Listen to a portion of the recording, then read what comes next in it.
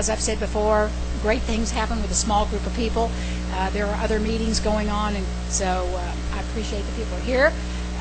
Welcome one of the governor's floor leaders, Amy, and of course we have Matt on our committee all the time, and welcome Senator Carter for coming over, a former member of our committee. And Mr. Langford, I think I probably told everybody what it was about this morning. Okay. So with no further ado, please, I'm going to turn the floor over to you. Thank you, Sharon. Let me ask one question. Is this being recorded or sent out? Anywhere? It is? Okay. And I'll stay closer to the microphone, otherwise I'd wander around a little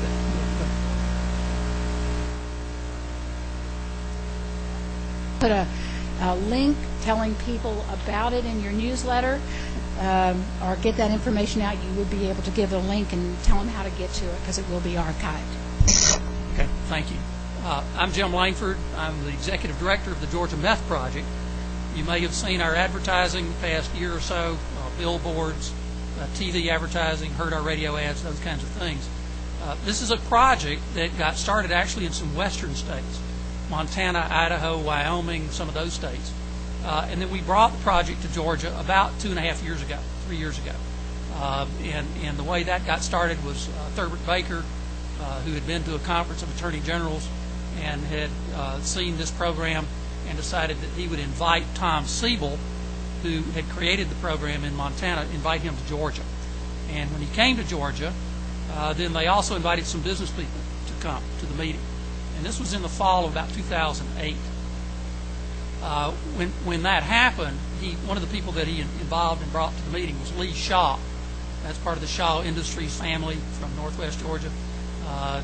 Lee and I had known each other a long time. Lee was running several of the family's businesses. They sold out to Warren Buffett a few years ago, and so they're doing mostly philanthropic work and that kind of thing. And Lee called me and asked me to run this project, and I said, Lee, I can't do it. I've known Carl, some of you, through some of my other work. I've run other nonprofits, mostly in the conservation area. I was on the DNR board for a few years, many years ago.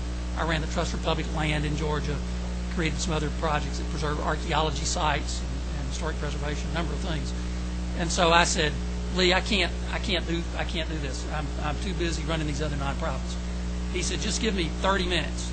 I said, okay, 30 minutes. Well, 20 minutes into the 30 minutes, I realized I was going to have to quit everything else that I was doing, and I was going to have to work on this. And I'll tell you why. Very simple, 2 reasons. One, the problem is just that bad in Georgia. I knew it was bad. I'm from up in Northwest Georgia, Calhoun. I'd had a foster child in my house for 5 years, from the time she was 2 until she was 7, because both of her parents were in jail because of methamphetamine. I had seen family farms in my hometown go up for sale. I moved back after being away for many years. Saw these family farms up for sale, and I thought, well, that's kind of interesting. But maybe the family just doesn't want to farm anymore, or their children or grandchildren.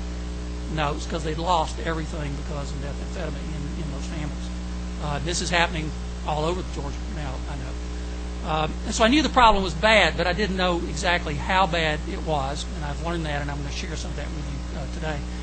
But then I also heard about Tom Siebel and the program that he had created. Well, I ran technology companies, too, for about 20 years. And Tom Siebel was a big name in the technology world. He's one of the guys that sold out to Oracle around 2003 or 4, took home $4 or $5 billion, and could have gone off and done nothing but farming and I mean hunting and fishing and all that the rest of his life. But he didn't. He went to Montana, did have a ranch up there, and realized there was something wrong with his ranch hands. He couldn't put his finger on it, but he knew that something wasn't quite right. He went to the local sheriff. Some conversation started, found out that Montana had the 5th worst meth problem in the United States. He said, wait a minute, this is terrible. He began to understand more about it. He then spent about $30 million of his own money to try to figure out a model of a program that would be effective in preventing meth use. Now, that doesn't mean help people or treat them once they're on it. Tom says, that's too hard and too expensive. I don't know how to do that. I can't fix that. But I'm a marketing guy, and I bet I can figure out how to prevent people from using the drug. So, whether 12 to 17-year-olds, it's kind of our target. 18 to 24-year-olds is another target.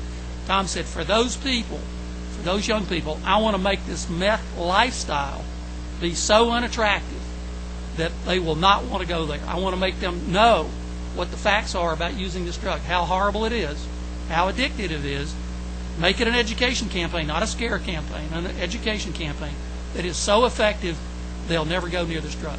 So that was his goal in setting up this program. In Montana, they've been able, in the first year, they were able to reduce first-time meth use 65% among people in that age group 12 to 17, and 72% in that age group 18 to 24. So huge effectiveness, and they've continued every year to knock it down and knock it down and knock it down. So we brought the program to Georgia in the fall of 2008, 2009, spent that entire first year raising money. So I got to tell you this, I'm not here asking you for money today. We've done our work with private money.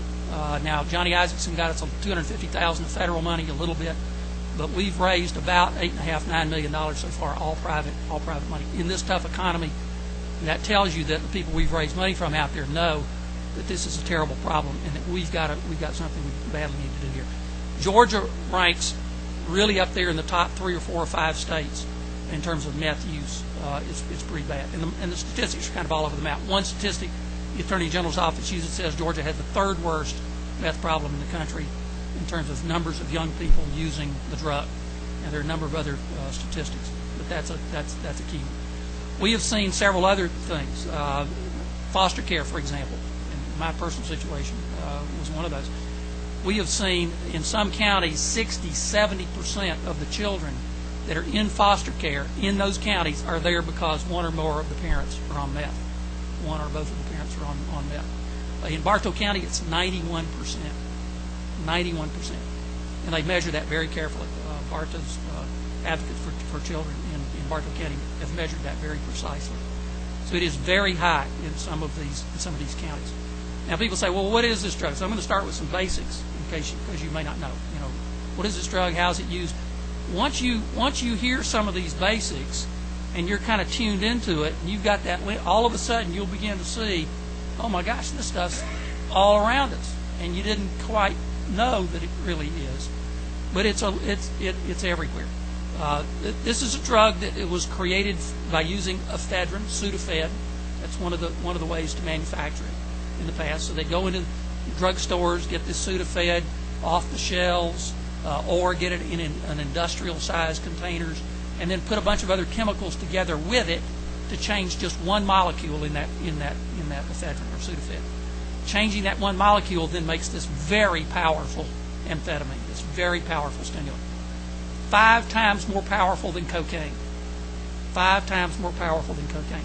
The dopamine effect on the brain, other brain chemicals, normal brain chemicals, it jacks those up to the point that it's way above anything the body was meant to do on its own. That's why the drug is so powerful and so addictive. A cocaine high, they say, is 40–45 minutes. This high is 6 to 24 hours. 6 to 24 hours. So this is a very powerful high, very long. So for many people, that very first use is instant addiction. That 6-hour, 12-hour, 24-hour experience is so spectacular for them, that's it. They're hooked, and they will spend the rest of their lives trying to get back to that very first high. They won't quite get there.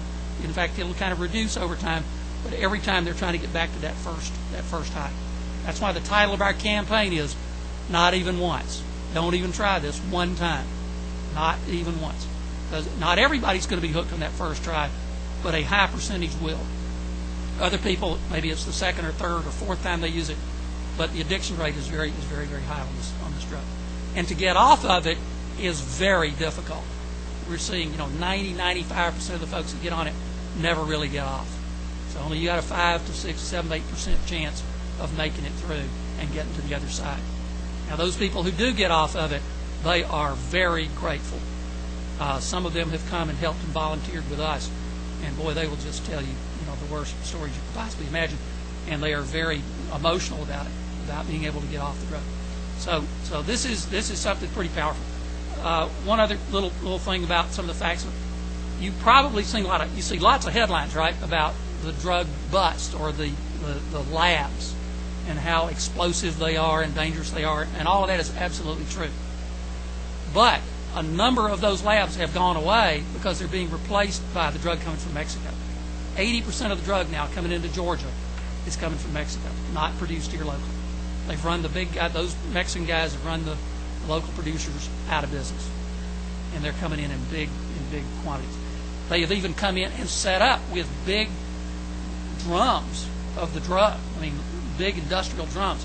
The house that caught fire in Lawrenceville earlier this year, 3 children died in that house fire. That was a meth lab from Mexico. They had brought all the chemicals in from Mexico. They seized 900 pounds of finished product, in that bus. I mean, unbelievable stuff after the house fire. I mean, I think about 25 or 30 million dollars. I mean, you're talking about $25 for one hit of this drug, that's a tiny, like a gram. So 900 pounds was worth. I saw a thing in the paper yesterday. They'd seized 3.5 tons of the product in Mexico, finished product, that was worth $100 million. $100 million. I mean, so you're talking about massive scales of stuff here. Now, there's also a way, on the micro end, there's also a way for folks to make it themselves in a little 2-liter bottle, plastic bottle. And so you see some of that going on. And that's when you say, oh, that somebody had a rolling meth lab in a car. That's what they had, a little 2-liter bottle of stuff. We had a federal drug guy up in Calhoun told me that he went into a Walmart just with a stopwatch. And he went around and he assembled all the chemicals in 13 minutes, and it cost $83. And he had enough to make $2,000 worth of the product with $83 in 13 minutes in a Walmart. And he went to the manager of the Walmart and said, "Okay, I want to show you what I've purchased here. I want you to watch out for people buying these kinds of things to make the drug." And the manager of Walmart had no idea that this was going on. So that's and interrupt me any time that I'm talking here with questions that you've got. I'm going to show you some of the ads here in a second. I want to tell you how these ads were created. Again, Tom Siebel, he spent a lot of time, a lot of money researching this thing. He says, "I'm a marketing professional. I can figure out a way to unsell this drug. Unsell this drug." He went and hired addiction professionals, psychologists, psychiatrists, Hollywood producers and directors to create these ads. Paid them top dollar to do this. Some of these ads, all of them, cost between $500,000 and $700,000 each for each 30-second ad. They're that kind of high quality production and the research that went into these ads. Those are the TV ads, and I'm going to show you a few of those. The radio ads we produced in Georgia and did it like they did in Montana and some of these other states. The radio ads are real simple. It's kids who have been on meth, who have just come off of meth and are in recovery in some way through a jail program, a court program, drug court program, or some other addiction program, and sit them down, one person with a tape recorder with that young person, and let them talk. And let them talk for 30 minutes, 45 minutes, an hour, then boil all that down into a 60-second spot. And so there you got kids telling their real stories. They're real stories. They're very compelling. They're very compelling stories. So I'll run a few of those as well. The TV ads, and I'll just show you how these work in terms of waves. You'll see that what we've got here are 4 or 5 waves of ads. That really means years. Wave 1 would be year 1. Wave 2 would be year 2. Wave 3, 4, 5, that kind of thing. So you're talking about a multi-year campaign. These are not ads running late at night when nobody's watching. These are not your traditional public service ads. That's why it's expensive. What we're paying for here, we don't have to pay for the production of the ads. Tom Siebel already paid for that. All we have to pay for is the production of putting them on the air, the airtime. But we're buying that airtime in prime time, 7 o'clock at night till midnight, times when kids are watching TV and parents are watching TV.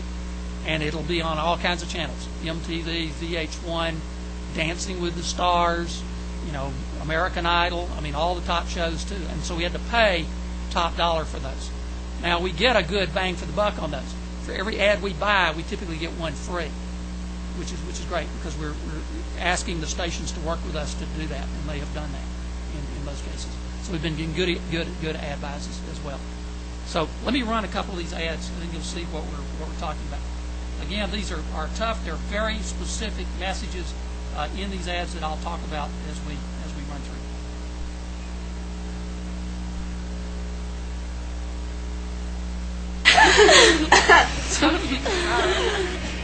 I'm gonna try meth just once. I'm gonna smoke this just once. I'm gonna steal just once. I'm going to sleep with him for meth just once. I'm going to try meth just once.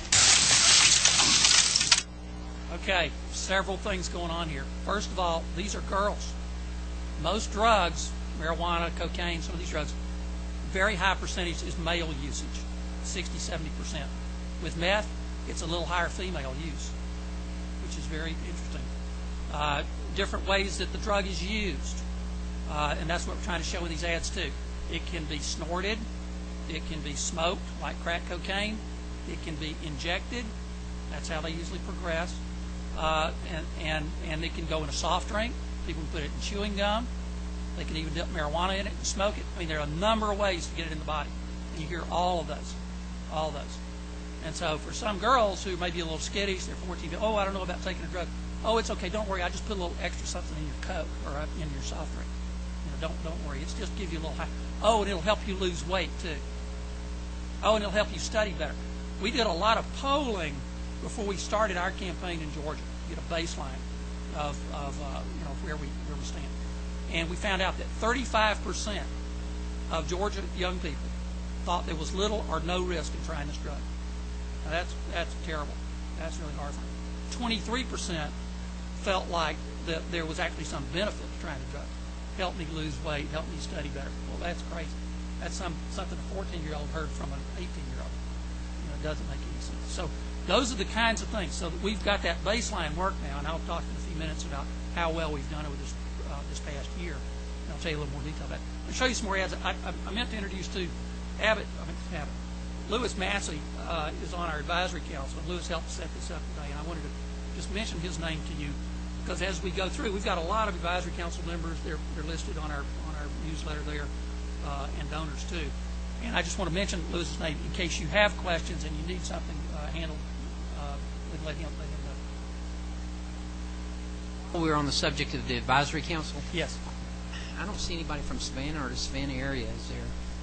Well, we had a couple. We got some coastal. Had some coastal. You got guys some coastal people from Brunswick, and I appreciate that. But just big void.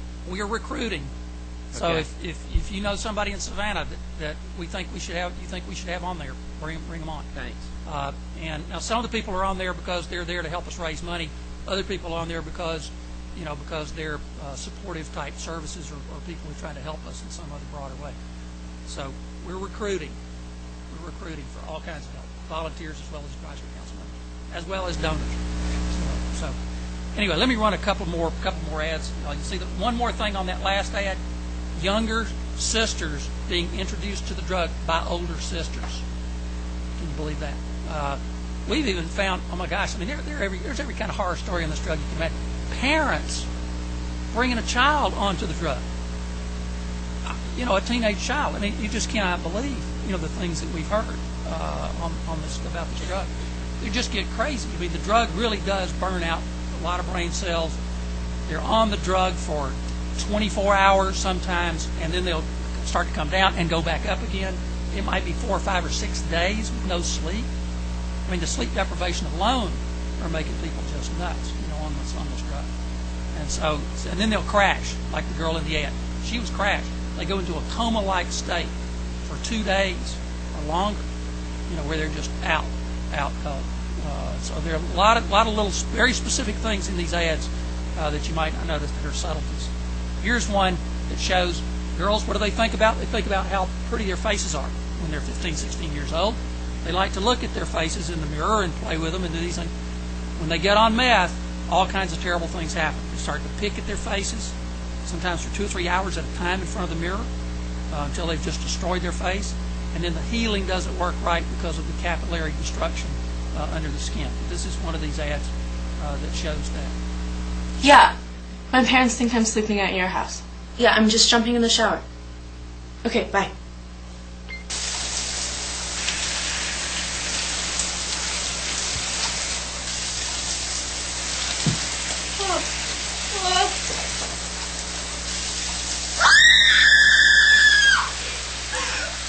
Don't do it.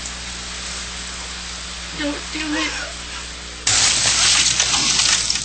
Now, some people say, oh, is that a scare tactic? That is reality. That is showing kids, show them what their face is really going to look like on meth. You know, show them what that lifestyle's all about. So that's what we try to do in some of these ads. I'll show one or two more. I'm only gonna try meth once. I'm not gonna be like that guy. Hey, look, I'm only gonna smoke meth once. I'm not gonna be like that guy. Look, I'm just gonna shoot up just once. All right, I'm not gonna be like that guy. I'm not gonna be like that guy. I'm only gonna do math once. I'm not gonna end up like that guy. That came out of focus group sessions where people said, oh, I'm only going to do it one time. You know, I'm not going to be like that addict over there. That's a famous line that these former addicts talk about. Say, oh yeah, that's what I said, and look at what happened. So that's one of the ones. Let me run a couple more from the second year. These would be running this year, but something new is going to happen in October. I'll tell you about in a few minutes. I'll show you a few more of these ads. I wish my tire had blown out that night. I wish my car had skidded off the road. I wish I'd broken my neck. I wish I'd been crippled. But I didn't crash. I drove to that party and I did meth for the first time. I did meth, and now this is my life. This is my life.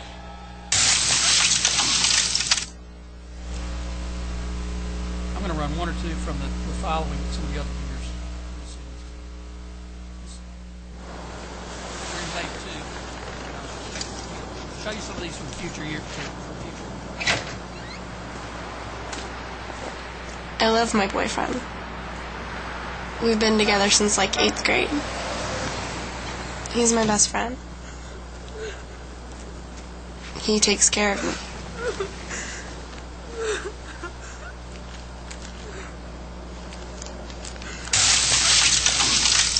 The point in the first 2 years was impact of meth on the individual.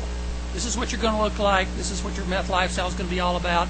This is all the bad stuff that's going to happen to you. The next year, start to focus on people around you. This is what this boyfriend has done to a girlfriend. This is what happens with parents and children. So you begin to get into some of those things in these later years.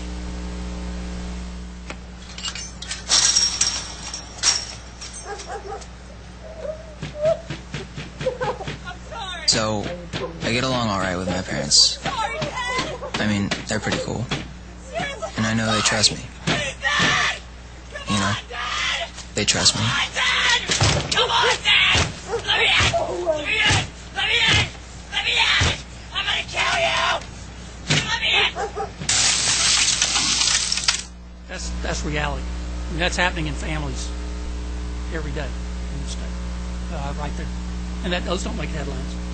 That's what's going on with this drug. You get one individual, they go absolutely crazy, over the cliff on this drug, and then it just starts destroying everything around them.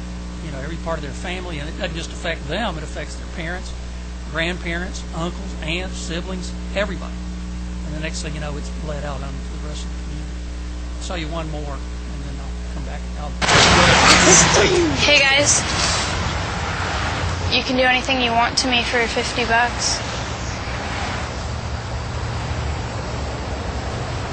Well, what about her? Sure. This isn't normal. But on meth, it is.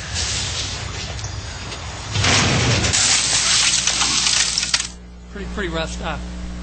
Let me tell you, we ask for people to send us stories, real stories, through our website.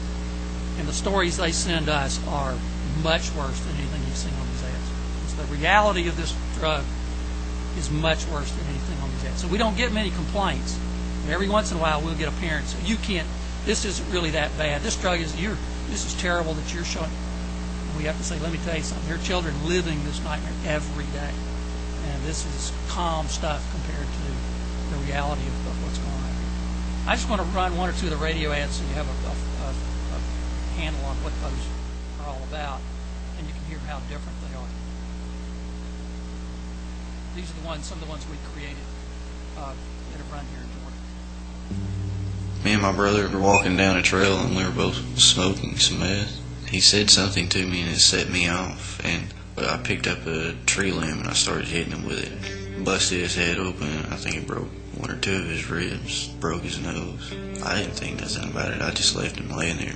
I turned into a horrible person, I guess. My name is Devin.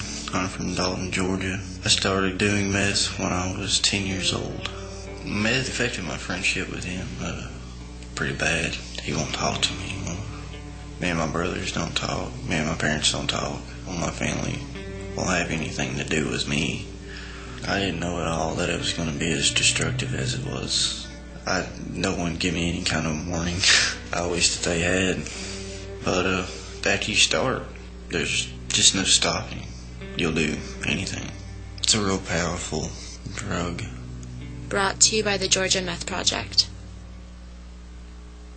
I'm just going to run one more radio ad, and then I'm going to open it up for us for questions.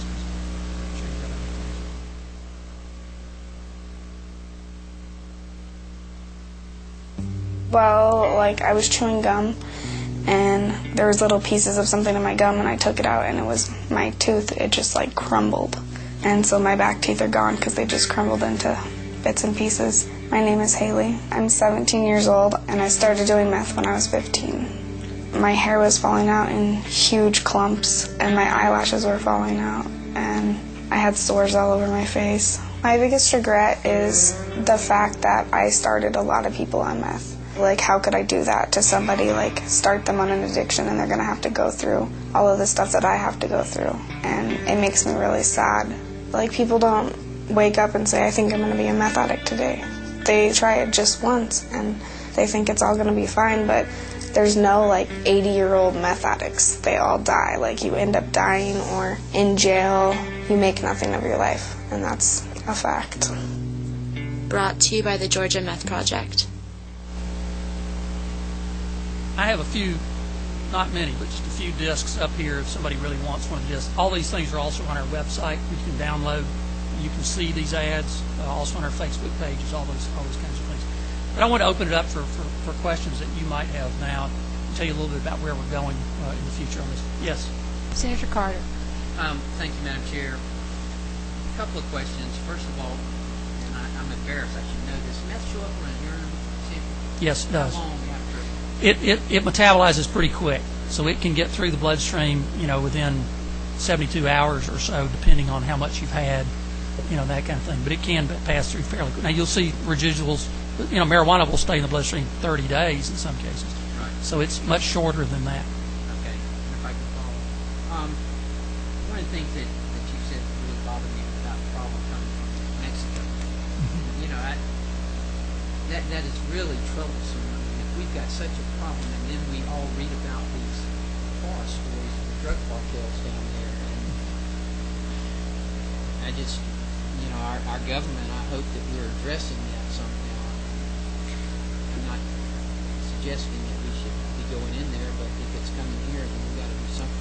Well, they've done a good job of shutting down some of the chemicals. In Mexico themselves, Mexico actually outlawed Sudafed as a chemical in Mexico to be manufactured in Mexico. And what they've been able to do is find another way to manufacture it using some other different chemicals and get those chemicals out of the Far East, out of India and some other countries. So it is an international problem, an international manufacturing problem, and interdiction problem, yes. Well, that is you brought up just the point I wanted to make. There's got to be a chemist out there who can solve this. We've got to have resolution to this, and there's a chemist out there who can solve this to where we address it at the very genesis of it, and that is at the chemical makeup. And I think you're right, and I think that's what they're trying to do. But they're always trying to get out ahead of it. Well, these other guys have got huge amounts of money with chemists on their side too, and they're always outrunning it in some way. Oh, well, they're going to outlaw this, or we'll find another way around it. And I hate a pessimistic way to look at it, but who knows what's going to happen in the future? It may not be meth. It may be some other drug that's synthetic in some nature. We may be fighting this the rest of our lives. Some new twist, some new chemical here, some new chemical there, a new molecular change here, a new molecule change. Who knows? But you're right. One of the things that we have to focus on in the Georgia Meth Project is make it a lifestyle that people don't want anything to do with. Make these kids not want to touch the stuff. Show them what the destruction is going to be in their own lives and in the lives of their families. That's the best we can do. Atlanta has become the East Coast distribution hub for this drug, like cocaine was for Miami was for cocaine. Atlanta is now the East Coast distribution hub for meth. So it's all coming in here, and then it's going all out to other states and all up and down the East Coast. Now, so imagine that. East Coast distribution hub, huge quantities of this stuff coming in from Mexico, and 35% of your kids in this state think there's no danger in trying the drug. Wow. I mean, that's a recipe for disaster right there. Readily available with no fear of the drug. That's a huge recipe for disaster. That's why we've been working hard to try to change it, and we've made some progress. Before I go to Representative Hardin, have we dropped that number from 35% of where? Yes. It's 2 years into the program now. What's happening? We're only 1 year into the ads. Oh, We've okay. got 2 years into our fundraising and all these things. And I put this piece of paper in front of you so you can see some of the progress that we've made. You see that second line, decreased belief in little or no risk. That's gone from 35 to 28%. That's a 20% change in just 1 year. That's pretty good. That's pretty good. That's better than we thought we could do. Increased belief in great risk. Well, that was at 41% when we first started. That's now at 52%. That was a 27% change. That's great, but we got a long way to go. I mean, we're doing great. We got to keep going for another 3-4 years. You can see the rest of these. I won't read them all to you, but some of these things down here at the bottom are kind of interesting. 87% of teens say the ads show that meth is dangerous to try just once. That's great. That's what we want to show. 85% say that it's more dangerous than they had originally thought. That's good too. 90% say that if their brother, sister, or friend were thinking about trying meth, they'd want them to hear or see one of our ads. So yes, we're going in the right direction. This is terrific. Representative Hardin. Thank you, Madam Chair. This drug is immediately addictive, as you say. How fast does tolerance build so that the individual needs more of the drug to maintain the addictive level? Is it quickly or? Good question. Good question. The very first time that you try it, I mean, what's happening is you're getting this flood of dopamine and these other things into the brain, more than the brain was ever meant to handle. And your receptors in the brain, the little neuron receptors that receive that dopamine and then give you this big kick, those little receptors start to get burned out on the very first time. The very first time, those little receptors start.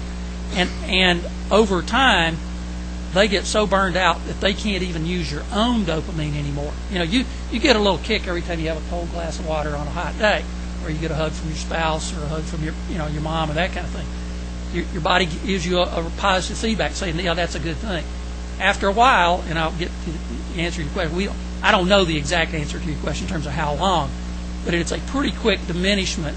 If somebody's doing this drug really heavily for a month or two, wow, they have diminished dramatically their ability to recover. And now, is it a 2-year, 3-year period? It varies depending on the individual's metabolism. So the extent of things that they would go to, such as stealing or right. Sex, or to raise money is pretty quick into the process. Very quick. There's one of the radio ads I didn't play. A guy up there named Tim. The guy says, "Hey, I lost my job. I lost every bit of money I had. I lost everything in 30 days. 30 days. He just went over the cliff."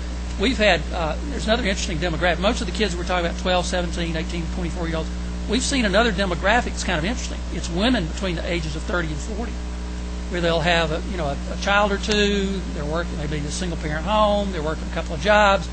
Somebody said, "Oh, hey, try this. This will give you a little pick you up at the end of the day, help you lose some weight too." Next thing you know, that mother is gone. I mean, she's just abandoned those children. And gone. I mean, within a week, or 2 or 3 weeks. So it's very quick. That addictive thing can be very, very quick. For other people, and that's not for everybody, but it is for a large number. Others may take a year or two before they've really gone over the what is the, oh, Senator Carter, go ahead. No, okay. All right, you've got four, you've done 1 year of ads, and you've got them mapped out for Right. 4. Right. I mean, one of the things we're seeing now is HIV. There's an increase in infection rates with young gay men because there was such a push in the past. It's showing that it was very dangerous, and that push is past. I mean, we're getting it all through our system. It's not just young gay men. There's an increase in it because we quit working to prevent it. Yes. So what's going to happen after that 4th year? Great question. We want this thing to keep going for 5 or 6 years, but yes, then you've affected a generation, of kids coming through middle school or high school, and hopefully you've perpetuated it. One of the things we want to do is put ourselves out of business, and some of the big foundations that have funded us so far have said we don't want to fund this thing forever, and we're going, fine, we want to find a way to not be in this business forever either. We want to find a way to transition this, and we hope that there's a maintenance mode that we can transition this into, so that the message doesn't go away, but it's at some lower level. We're working with the Georgia Council on Substance Abuse, by the way. Neil Kaltenecker, some of you may know, we put over on our advisory committee. So we're finding a way. Can we transition this into a broader way of looking at substance abuse over time? We'll see. Jim, in your brochure, you're showing that the state of Georgia is spending $1.3 billion each year. Can you give me a breakdown on that? Do you know Well, something? it's the economic impact. And so the state, the cost on that is, and I will find some better statistics to show you exactly how it breaks down. But it's everything from incarceration, I mean, you know the drill, health care. We've seen in some communities 50% of all emergency room visits are related to meth. 50%. Now, that doesn't mean overdoses. It means some guy jumped off the house because he thought he could fly and broke his leg. Okay, so there are a large number of these emergency room visits are meth-related. Lost productivity is a big one. Lost productivity in the workplace is another big component of that $1.3 billion. But that is a big number. That comes from the RAND Corporation's national study that showed the national impact was $23 billion a year. Follow up, Madam Chair, lady. What can we do as legislators? What do you need from us as far as, I know you need resources, but what else do you need? Good question. Be good voices for us. I mean, all of you are at the center of communication in your communities. We have got about 700 volunteers now around the state. We ask you to direct people to our website. They can sign up to be a volunteer. We have formally trained about 400 of those 700, and we're having them do everything from Friday night football, put out a table. We've got the banners and wristbands that they can give away to other kids, and the little black wristbands say "not even once" on them, that kind of thing. We got T-shirts. Kids love that stuff, and they love to be advocates to their peers for this kind of topic. Amy Carter is working, we hope, down in Valdosta on a program where high school students can go be ambassadors to other high schools, or ambassadors to middle school kids, so they can be mentor in their own community. I'll tell you what doesn't work very well, and we used to do a lot of this, unfortunately, is a policeman, meaning well, a law enforcement guy, sheriff or deputy, standing up in front of an auditorium full of kids showing a 40-year-old meth addict. Those kids, it doesn't work. These kids go, that's just another cop, or that's just another principal. They will listen to each other a lot. And so we're doing a lot of new things on Facebook, too, that I want to talk about for a second. But let me finish answering your question. We want to get people to be volunteers, so direct them to our website or to our Facebook page. Like us on the Facebook page. Become volunteers. Become active in the communities. That's the best we can do. We may also need your help as we go into schools, because as you know, getting into schools can be tricky in some jurisdictions, or some school systems. Oh no, we don't want anybody coming into our schools. Okay, so we've had to soft pedal that a little bit. But if we can get into health classes, again, not in front of a big auditorium, but in health classes where there are 20 or 30 kids at a time, and show these ads, get them to have a discussion about this thing, it means a lot. We've done a lot of those around the state. Follow up, if I may. To be certified as a mentor, what does that involve? Is it web-based? Is it a web-based site that you can do the training on? Yes. Okay. Yes, there's web-based training, and we'll also come out and do it in person. We have full-time staff people, 3 people, and that's their jobs, is to go out there and work in these communities, all the time. And we'll have a full-time volunteer coordinator, too. Okay. Representative Dobbs. Thank you, Madam Chairman. I have 2 related questions. It sounds like that this is a very lucrative drug, and because it's so powerful and addicting, do a lot of the addicts get into the sale of meth? Absolutely. And then my next question is, if that's the case, they're obviously trying to addict as many people as they can, and how easy, since you can take this in a drink, how much and how easy is it for them to put it in a drink of some unsuspected individual at a party or at a bar? Pretty darn easy. It is easy. Now, I think there's probably some bitterness in taste, but that can be covered up pretty quickly in any sweet kind of drink, I think. So it's really scary then, It's scary. how fast this can... Absolutely. And I know a truck driver who became hooked, a guy I've known all my life, and he said, I was driving trucks, and some guy said, hey, I put a little something extra. He told him, I put something a little extra in your coffee. It'll help you, drive better, tonight. And he said, yeah, boy, I was doing great for about a month. I was running up and down the road. I didn't need to sleep. I didn't need to eat. I didn't need anything. The next thing you know, he was in jail. Within about 3, 4, 5 months, he was in jail. Because it makes you do crazy things too. He wasn't in jail because he was stealing. He was because he was in jail having some sort of violent interaction with one of his friends. So it just has all kinds of horrible side effects. Representative Chokas. Thank you, Madam Chair. You may have covered this, but I just wanted to ask you a couple of questions. The cost of the drug. How expensive is it? Is that part of its appeal? It's about $25 for one of these hits. That could be anywhere, depending on the purity and how much is in there, 6 to 12 to 24 hours. So it's a very long high. That's a pretty cheap high. The same amount of cocaine. You'd have to, I don't know, it might be $100 to $200 worth for cocaine. This drug got started. Remember what happened with cocaine in the 1970s and early 80s? It was a rich man's drug. It started in cities. Okay, well that quickly went down demographically into people who were not rich people, and it went out into rural areas. When it got out to these rural areas, a lot of these folks, and I call them kind of old moonshine culture folks, said, hey, I'm not going to pay some guy from Atlanta for that cocaine stuff. I got this formula here somebody gave me. I can go to the drugstore and whip up some of my own stuff. And it's a much more powerful high and better than that cocaine stuff. And then I can make some and sell it to some of my friends too. So that's how this thing got started. Now that started in rural communities, mostly white. That's now changing. It's now coming into the suburbs, coming back into the cities. So cocaine went down and out. This stuff started in rural areas, and it's coming back. So our battleground right now is, quite frankly, in suburban counties. It's in terrible. We're in terrible shape in rural counties, a number of them. But our real battleground right now too is in Cobb, Gwinnett, Forsyth, Paulding, Fayette, Clayton, Henry. These counties, Richmond County, Muskogee County, and surrounding areas like that. Down on the coast, Effingham County. A lot of places they call Effingham County, they call this themselves Methingham County. That's happening in that area. Madam Chair, follow up? Okay. And the next question that I have as a follow-up of that is, we talked earlier about many of the addicts selling drugs.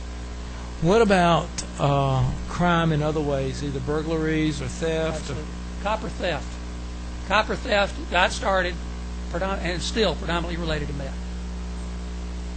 Characters who were construction characters said, hey, I know a quick way to get some money. We're going to in and steal this air conditioning unit. We're going to rip all the copper out. Now, you start looking around, and all of a sudden, to me, I kind of call it a vampire culture. Once you start looking for it, you can just see it everywhere. All kinds of things related to meth that are going on everywhere. You didn't really kind of put it all together. And there's a lot of it out there. A lot of crazy things. Representative Rogers. You had another question? No? Okay, Representative Brazell. I just wanted to say to you that I appreciate everything that you're doing, and you're right. It's called Methingham. Our sheriff's department is doing a fantastic job of trying to get the information out there. We'll have to to say that. And as you were relating to us an instance with a personal friend that you had, and he was on a high and ended up in jail, I want to just show you, also tell you a story that you might have read about and might not have, that happened to him just a few weeks ago, that a family called 911, and they asked that someone please be sent out because someone was trying to break in their home. I know the story. They Yep. had a meth lab in their home, and they were hallucinating, and they thought someone was breaking in their home. So we found the meth lab, and it's destroyed, and the 3 of them are in jail. Yeah. So that's how this can Oh, and they told the police when they came in, they're getting away in a boat That's exactly out here in the street. I mean, they were that crazy. So thank you for what you're doing. Well, thank you. And we had a great meeting in Effingham County. We had a meeting down there. We had about 250, 300 people show up. We did. Isn't that right? Sure did. In a county. I mean, it was packed with kids. I mean, you name it, all the way to grandparents. People turned out because they know it's that bad and they want to see something done about it. I think you need to come back. We're ready. Okay. We're ready to come back. Thank you for your help too. One last thing about how one of the things we're doing that'll be new, that's starting in October 12th. We're going to have a whole new launch of some brand new things associated with this project. And it's, I mentioned Tom Siebel and how smart he was and how great he was and creative.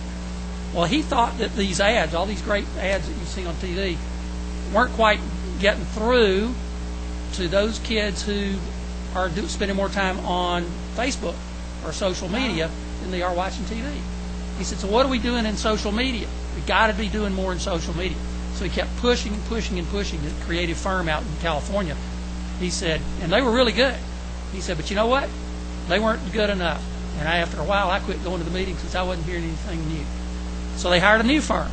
And they've got 2 of the best creative new firms anywhere in the world working on this brand new stuff that's going to come out on October 12th. And when it comes out, it's going to be Georgia together with these other states all on the same page doing all the same ads. And it'll be some great new Facebook stuff beyond anything you've ever seen on Facebook. And the website stuff will be beyond anything you've ever seen on a website before. And the new title of this campaign will be Ask the Georgia Meth Project. Meaning you've got questions like the questions you've asked here today. Kids have got questions. Gee, am I really going to get hooked the very first time I try this drug? Or what does it look like? Or can somebody put it in my soft drink? Those kind of things. Only really creative draw them in, and then they'll say, wow, this is unbelievable. And then they'll tell all their friends, you got to see this. And so that's some of the new stuff that you'll see us doing in October. The gentleman that started this? Tom Siebel. Okay. Siebel Foundation. I think I can probably speak for every legislator here and for the senator. Would you please, when you talk to him, thank him from the Georgia General Assembly and the people that we represent for being one person who certainly made a difference in this country and the lives of people across this nation. And please tell him how much we appreciate what he's done. His foundation this past year was named by Barron's as the 3rd most effective foundation in the world. Not because of size and scope, because of being able to identify a problem and then fix it. And so very, very effective, very good people. But I will tell him this. You got more questions, William? Okay, Representative Manning. Thank you for what you do. As chairman of Children and Youth, I'm a little bit discouraged that the school system is reluctant to have your program brought in. Can you tell us why? Well, it's just, and they're not necessarily reluctant so much as they are, a lot of these school systems are fairly bureaucratic about what they let into the school and how they let them in, and you just got to dot all the I's and cross all the T's to get in there. And so, but once they know we're for real and who we are, it's getting easier the more they know about us. At first, it was, well, who are you guys? Georgia Math Project? You're doing math? No. This is anti-meth. I mean, so we've had to explain, but it's getting better in their defense. We've had a lot of good school systems work with us with open arms, but occasionally we have to have a little bit of help. We may call on you at some point. Gee, can you help us with the school board chairman or the principal of such and such high school? We sure would like to get in there to do some things. Well, as a parent or grandparent, I would think that I would absolutely be appalled appalled if I knew that my school was not getting the information to my children and grandchildren. That's appalling to me. The other thing I want to ask is, why doesn't it kill them? If they look so distorted and so ugly and so sick, why? I mean, why doesn't it kill them? Is that what you said? It does. It does. What are the death rates? I mean, the death rates are, as this one girl says, you don't see any old meth addicts. They're either dead or they're in jail or both. And so you see a lot of them die in their 30s and 40s. If they're a long-time meth addict, they don't make it past 40, 45. And a number of them died. One girl who came and told her story at the state capitol last year when we launched in June. You were there, Sharon. And the mother of this poor girl was there, and then this was their cousin was standing there, and the girl was on meth and was walking down the road one day, and they found her in the ditch, dead. At 23 years old, 24 years old. So yes, it is killing them. And it's not an overdose. It's just it burns their bodies out. It's destroying. I've seen several articles on this. It is such a toxic drug. It affects every part of the body. I mean, it'll burn out their kidneys, their pancreas, of course, their brain, their heart, their liver. I mean, every part of the body is affected by this drug in a very negative way. Wow. Thank you so much. Thank you, Madam Chairman. That was my question, too. I mean, discussions with the State Department of Education, encouraging school superintendents and principals. It would be great to have a assembly on this in every high school in the state. And do it in a small, even in the smaller, the health classes we see is even better, breaking up into the smaller groups. Now, one of the things that we have done in the schools that we've had needed help with is doing this polling. The polling that we do is not just me or somebody else walking in the door with a little check sheet. We're hiring the Roper Agency out of New York. Very expensive. We pay a lot of money for the polling because we want it to be absolutely beyond reproach in terms of how it's done. We select about 40 to 45 schools from around the state at random. And those schools then we go into, actually end up with about 70 or 80 we select, and then we try to get about 45 as the final sample. And in those schools, we try to get about 50, 60, 70 kids from each one of those schools. And it's from usually health classes. We don't want all AP kids, and we don't all, from lower section, a good cross section within those schools. But getting into those schools and allowing us to come in and do that polling, using a polling company, using a proctoring company, that has been a little bit difficult. But we're making it was much easier the second time than it was the first year we were trying to get that done, because now they know who we are. So it's getting that part's getting a little easier. Have you talked to state school superintendent? Yes. Okay. So people at the top level there a year or two ago were not going to help us. But just below the top level, yes, they made a couple phone calls on our behalf. The state school superintendent did not want to send out something recommending us, and that was 2 years ago. We were kind of new. But just below that level, Gary Gibney and some other folks there were very helpful to us, made some phone calls on our behalf, and helped us get into some school systems. Okay, so there is... But some of those school systems are tough to get into because they are very rigid, because a lot of people want to get in there and do polling of all kinds of things. Right. And so we understand why it's hard. But we'll start early and just keep knocking on the door. On the door. Okay, Representative Manning, you have another question? No?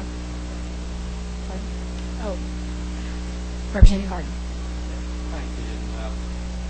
I'm sitting here wondering now, your approach is not even once, which is really great, and that's good.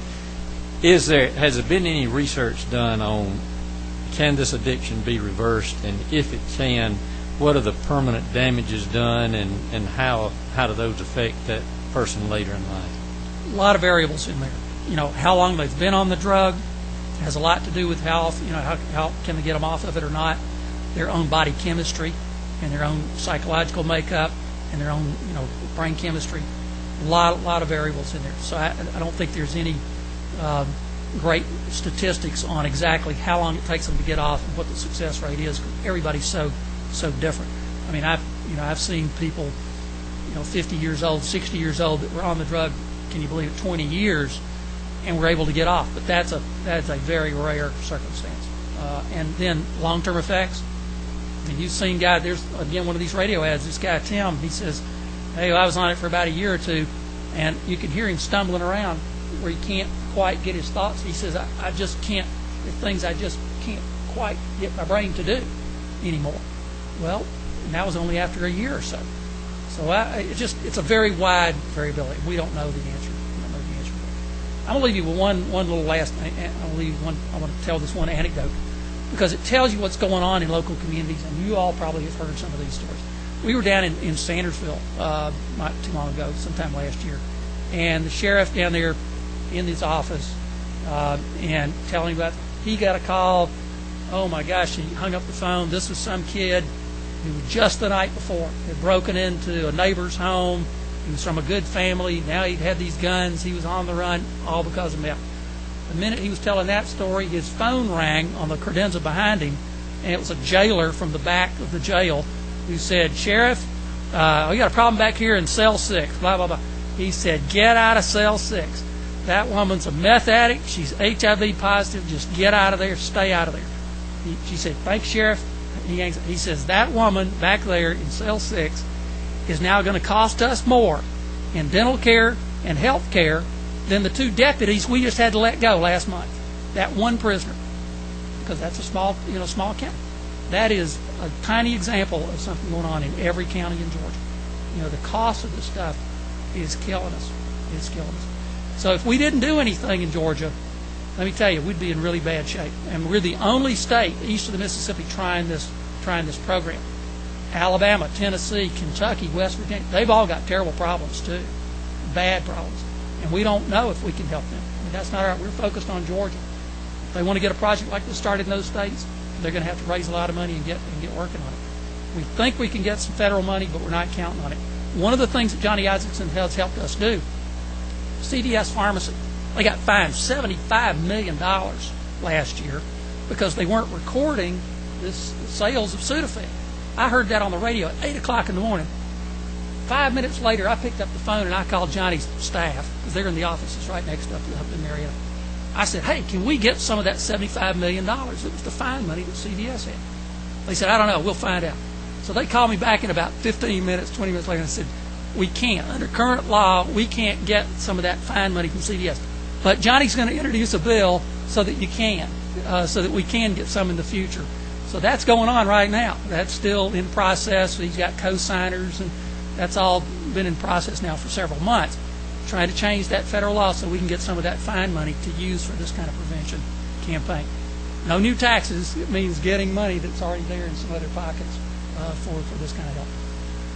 So, other questions or things you want? Representative Carter. I want to kind of give my story. We've been slightly working together, but we're looking forward to a closer relationship in the near months. But you asked about the schools. Understand that it's difficult because they get calls from every single organization everywhere, and some things are much more important than others. And understand that there's a philosophy in education that some philosophies are that you just teach the academics, and some philosophies, which I actually am more interested in, is the holistic child. Like you grab them and you try to fill many needs outside of an academic curriculum. Well, I am the teaching as a profession coordinator at Lowndes High School, and I say that because I get the students who are juniors and seniors in high school who think that probably education is their calling in life. They want to go to college and be a teacher. And so I get them in high school so that I can show them some of those things that we deal with as teachers before they get there and possibly waste 4 years and realize this isn't for me. Well, when I started seeing these ads, and teenagers are my passion, I immediately thought, this is great stuff. So last year I presented it to my class. Would y'all be interested in getting involved with the Georgia Meth Project? And so I called him, and we started these conversations, and we have plans to do these football game setups, and I'm going to have my students, who are what we want to think are kind of natural-born teachers, we hope, going out and teaching this to other students.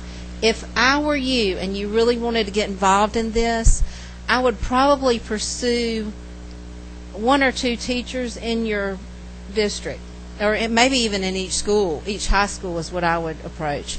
And try to find those who you think, who want to do the extra stuff with their students and want to be involved with that, and just maybe try to sell it to them.